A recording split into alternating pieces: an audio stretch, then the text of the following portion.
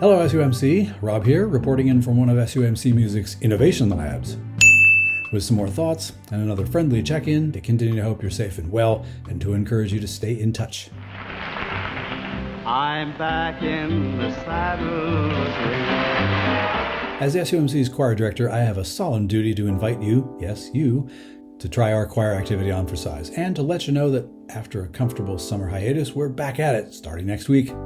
Our late summer strategy has always been to get a head start on the program year. To achieve this, for some years now, our tactic has been to get 2 Thursday evening rehearsals under our collective belt before going back into the chancel for Sunday morning worship. So we'll gather at church during what end up being the 2 Thursday evenings that surround Labor Day weekend. Those would be August 29th and September 5th, and fire it back up. Now for the innovation part of this.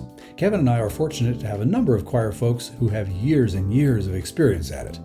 Among other benefits, it means that we can seat new people amongst them and thereby achieve the whole safety in numbers choral thing.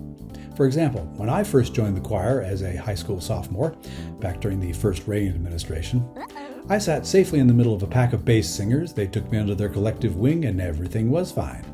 But even so, plenty of people over the years have noted that they were interested in choir but didn't read music, or they had other worries. And we do try to allay those fears. Honestly, there are lots of people who have jumped in and figured it out as they went along and turned out fine. But those fears are sometimes not easy to allay, so we have come up with a way to allay on a Thursday. No way! We take you all the way back to colonial-era America, where choir directors and other trained musicians led what were called singing schools. No wacky focus group-driven titles, much as they're fun to come up with. Just here's a session to give people a leg up on how to interpret all those mysterious symbols on the page, and also how to make their voices do things they want them to do. So, in the spirit of why muck with a good thing, we're offering that very thing with that very name.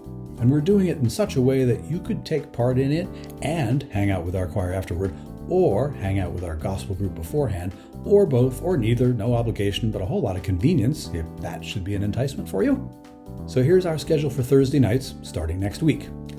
Gospel group, which focuses largely on singing without needing any music reading ability, will meet from 6:30 to 7:15 p.m. So gospel group regulars, that's just 15 minutes earlier than has been.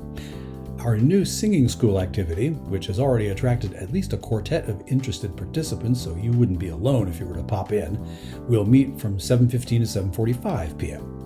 And Sanctuary Choir rehearsal will happen from 7:45 to 9:15 p.m. So our rehearsal time is adjusted 15 minutes later than it has been, but honestly, we all stand around after rehearsal and chat for that length of time anyway, so what the heck? So, have I intrigued you enough to cast aside your worries and come join us? Speaking of what the heck, I hope so. We genuinely have a good time doing this. And as I've noted before, we very often leave these sessions more energized than we were when we arrived. Mainly this is because we sing a bit and we laugh a lot. And if we learn something in the process, well, bonus.